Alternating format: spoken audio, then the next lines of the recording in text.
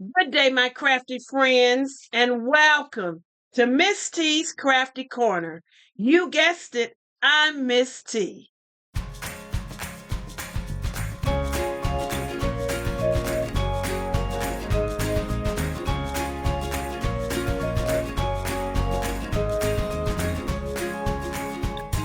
I just want to take a moment and say thank you to all of you that have been watching my videos, those of you that are letting me know that you're making the various projects. It's so exciting. Thank you for the encouragement, for the many of you that have subscribed to my channel. Thank you. To those of you that are watching here in the U.S. as well as abroad. Thank you for watching Miss T's Crafty Corner. We are having a wonderful time, and I hope that you're having fun making the projects that I'm sharing with you. In keeping with the theme of fall, which I just love, it's my most favorite time of the year.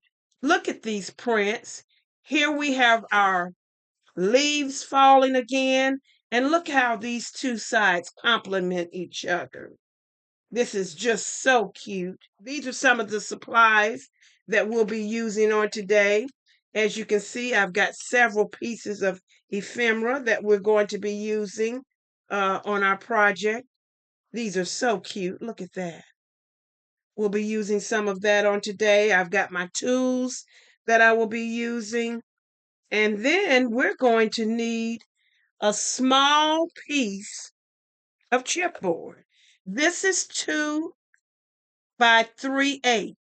I also cut a piece from just a box. I believe it was a cereal box, just to show you if you don't have chipboard, just cut your little piece from a box, fold it over in half, and you get the same result. These are the crafting supplies we will be using on today. So I know you're probably wondering, what are we going to make? I'll be right back. Look at this cute little box. I have made a raffle ticket holder box. Isn't this just cute? It has a top that's removable, and then this is the inside of the box. I want to show you something to explain the indentions. On a previous video, the Posh Paper Lady showed us how we can now collapse boxes for storage as well as for space. I'm just amazed because look at this. It's nothing that she's invented, collapsing our boxes. Those of us that are going to be making things in multiples, putting them away for storage. And I'm so excited about this. So I've collapsed my box. Couldn't you see about 10 of those made in the little bit of space they'll take up? So that's the box collapse. But then on my top with this one, I'm going to just push it in and push it in there. Take it and lay it on top of here. Doesn't take up much space at all. Now, I did make this with the intentions of it being used at a craft fair to hold your tickets for the various giveaways you may have at your table. But I could see this being a suggestion box on your table, asking those that come by, do they have any suggestions? What did they like about your display? But then I thought about our families, those times when we get together and we play games and draw names to see whose team we're on. But wouldn't this be wonderful for a family box now that we know we can collapse it? Isn't this just cute? And look at how it comes back together. It's been collapsed, but when you play with it a little bit, it comes right back into formation. When finished, this measures right under 6 by 6 and it's 3 inches deep. Family blessings. And of course, I've got my little bling there. Let's not forget our winning ticket. We're going to make it. Let's get started. We will be using 2 pieces of 12 by 12 decorative cardstock. This is going to be the bottom of my box. We're going to trim this down just a little bit to 11 7/8 by 11 7/8. So I'm just going to trim off a little bit there to give me the 11 by 7/8. Rotate my paper once clockwise. Again, trim at 11 by 7/8.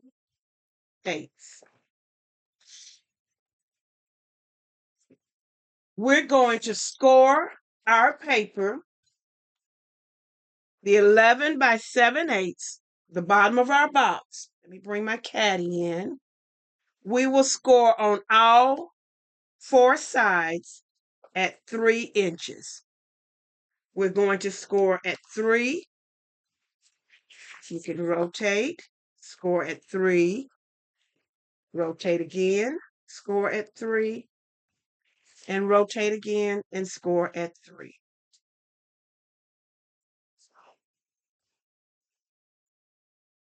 Now we will take our 12 by 12 piece. We're going to score at 1 1/2 and 3 on all 4 sides. Rotate your paper, and I like to go clockwise. 1 1/2 and 3. 1 1/2 and 3. And once again, 1 1/2 and 3. Now we can put away our scoreboard. We're going to fold and burnish all of our score marks. Burnish means to make a crease. So now we want to fold,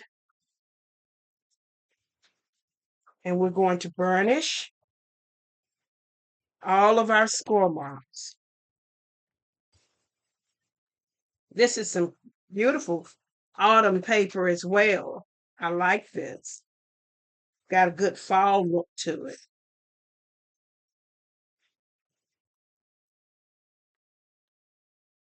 I'll be right back. Okay, I folded and burnished all of the top of my box. Now I will do the bottom. All of these score marks are 3 each. So we're just doing one folding and burnishing. We will start with this piece of our paper. And what I'm going to do on today, because of this particular print, I'm going to cut with my scissors. So what we want to do, we're going to go up to the score mark and release the tab. I like to do a slight diagonal cut on the top as well as the bottom. So I'm going to do a slight diagonal cut. When releasing your tabs or when cutting, you don't want to go beyond the score mark. So I'm going to do that on all 4 corners. I'm going to go up, release this tab, do a slight angle cut here, and do a slight angle cut here. And this is what we should have so far. So I'm going to do the same on both of these, and I'll be right back. Okay, now that I have released all 4 of my tabs, we're going to put the bottom of our box together, and I'm going to leave all of this for stability for the box. I'm going to be using my reptile glue, and I'll also bring in my glue pad. So I'll be using my reptile glue, and I'm just going to place glue on this tab, bring it up, rub it around, get those 2 to meet, bring it back down, use my bone folder to work in that glue. We're going to do this on all 4 corners. I'm going to add my glue, bring it up, move it around, and get those edges to meet. Lay it back down to work in that glue. This is a very pretty print of paper. I'm really liking this. I'm going to do the same thing here and go ahead and do this one as well. Bring this up to meet. That's a very good fit. And bring this side up to meet. And I'm going to go back in with my bone folder and work in the glue.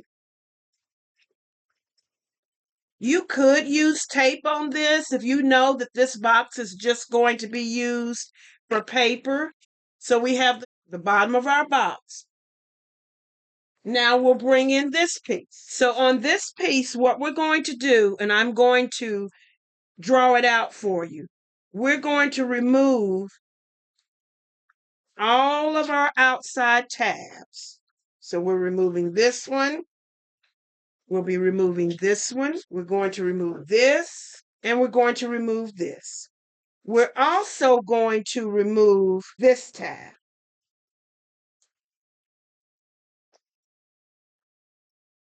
So let me show you what we're going to do. This is called the second score mark. Okay, so we're going to go up to the second score mark, and we're going to, and you can do it however you want to. You can go ahead and cut all of this off.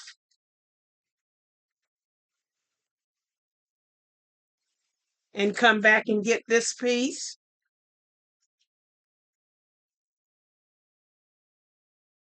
But we're going to do that. So when we're finished, we have removed all of that. So this is what we have left. And we're going to do that on each piece. So on this one, I'm going to go up to the second score mark and release these tabs. I'm going to go up to this score mark, come back over here, and completely remove that tab, and then come back and release that tab. Still got the same results, but I did it two different ways. We're going to the second tab, release, go up to the second tab, release. Then here, we're going to remove. And here, we're going to remove. And you want to make sure, I know when I first started out, I'd have them going different ways. You want to make sure that they're going the exact same way. Go up, go across. You know, one of the great things about paper crafting, we share the framework, but then you go back and you make it work according to your crafting style. Okay, so we've got all that. We're going to go back and we're going to do some slight angle cuts. We're going to do one here. We're going to do one here. Then we're going to do one here. So we want to do some slight angle cuts. So as you're making your project, if you want to go ahead and do all of this at one time, feel free to do so. Let me get a little bit of that off this way. So right here, I did an angle cut, angle cut, angle cut, slight angle cut. So I'm going to continue with this.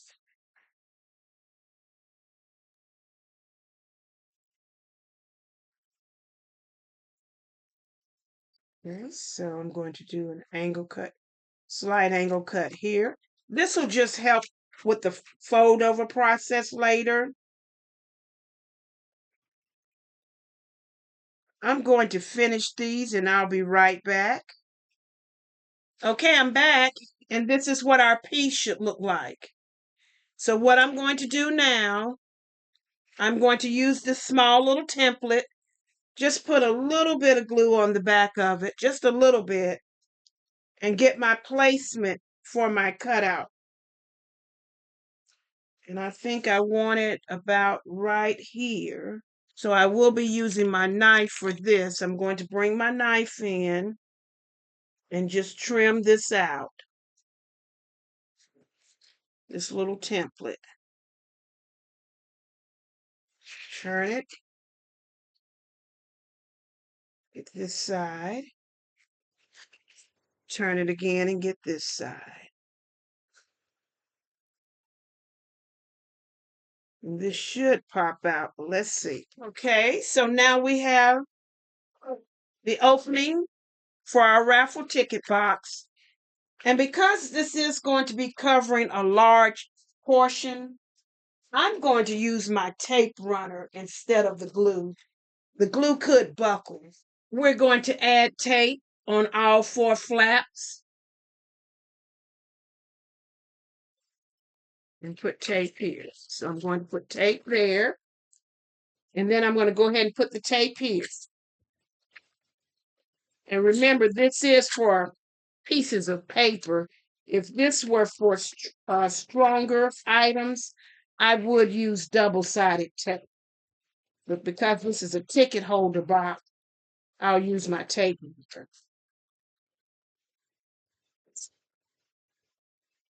Okay. So now we're going to bring this one up to meet. Good fit. Bring this one up to meet. And I will go over these with my bone folder once we get them all in place. Bring that one up. Do the same thing here. But I am going to lay all of these down. Then I'm going to fold all of these over. Go back in and work all of these.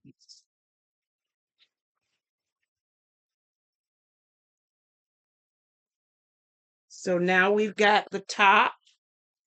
I've already added this to the back of this particular piece, and I'm going to lay this here. And as you'll see, I've already added a piece of my bling.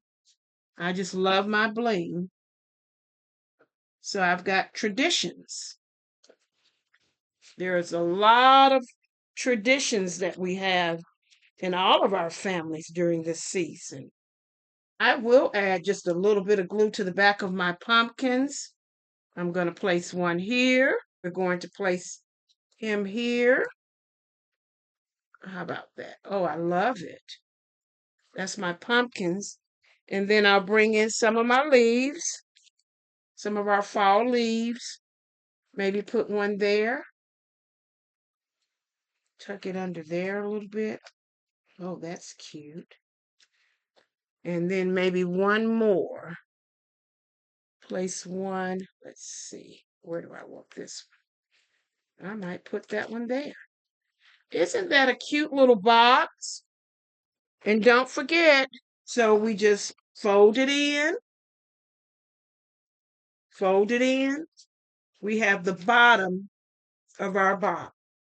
Now we will collapse our lid. We're going to fold the outer ends. Let me work this just a little bit. I'm going to turn it and fold the corners in. And now it collapses. Thank you, Posh Paper Lady, for this wonderful idea.